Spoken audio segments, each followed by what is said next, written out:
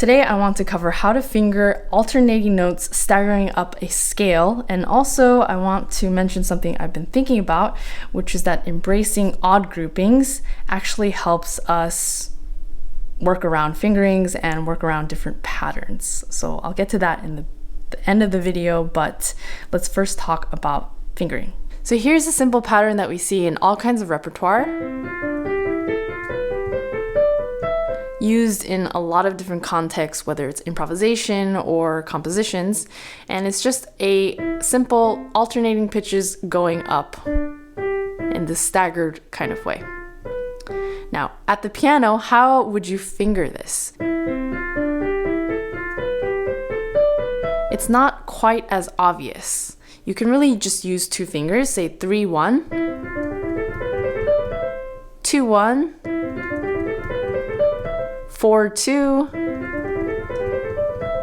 These all work. Another option, one that uses more fingers, might be one that divides the scale into different parts so that it's consistent from one octave to the next. Similar to how you would divide the scale for just a simple run up. You would go 1, 2, 3, 1, 2, 3, 4, 1, 2, 3, 1, 2, 3, 4, instead of 1, 2, 3, 1, 2, 3, 1, 2, 3, 1, 2, 3. So going back to these alternating pitches, I might choose to use 5-1 for EC and BG, because I find that it groups or it divides the octave up in quite a simple way.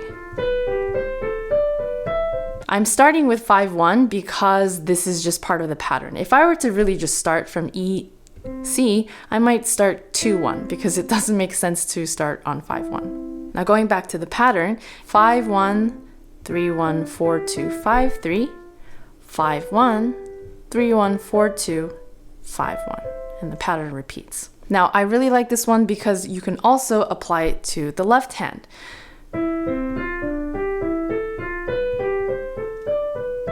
Of course, some of the fingerings are reversed, but you can see how similar they are from the right hand to the left hand. 1, 5, 2, 4, 1, 3, 1, 2, and then 1, 5, 2, 4, 1, 3, and the pattern repeats.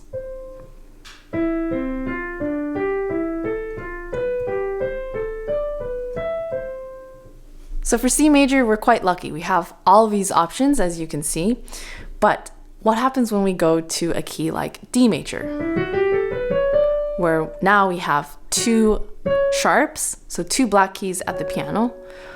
Could we really use the fingerings mentioned before, like 4-2 or 3-1, 2-1? I mean, it's possible, but it's quite cumbersome, and I wouldn't recommend using that type of fingering. Now, what would work here is a fingering that divides the octave up, like the one that we saw for C major. If we use those exact fingers, 5-1,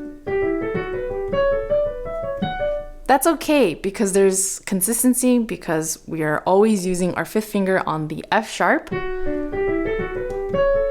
But something about it feels a little unstable and makes me nervous to always use 5-1 with these pairs of thirds. So instead, I might try to use 3 at first, and then we can switch over to 3 again. But we're posed with a problem going to the F sharp here, because what are we going to do here? We can't reuse the third finger for the F sharp. So I think here we have two options. We can either use the 2 on the second pass of the C sharp, so here, so that we can go over to the F sharp. But I find that with this fingering, when played fast, it works, but something about it feels a little unnatural, so I prefer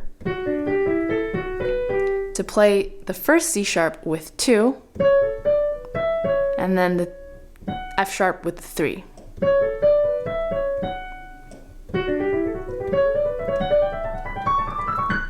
Whatever fingering you choose one that is quite organized from one octave to the next, one that is consistent. That will make a huge difference.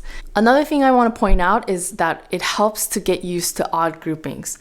Even the very simple C major scale fingering divides the scale into two parts. One is 3, 1, 2, 3, and one is 4, 1, 2, 3, 4. Same thing for what we just talked about. We have a group of 4, 1, 2, 3, 4, 1, 2, 3.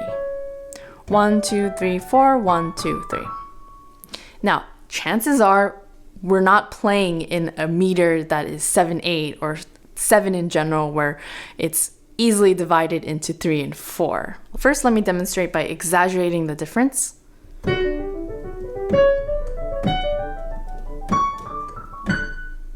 Now accenting the beats of the meter.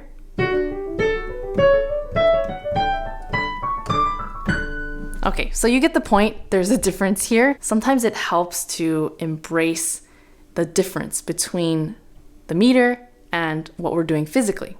Instead of trying to get rid of the 3 plus 4 feel completely, which of course you have to do because you don't want the accents to get in the way of the actual meter of the music, keeping it in mind in the back of your ears, the back of your head, back of your ears, actually helps. And especially for me, I don't rule it out completely because it helps me to feel secure physically, because that's a big part of what we're doing as we're playing. So just keeping it in mind, but just muting the accents, I think helps.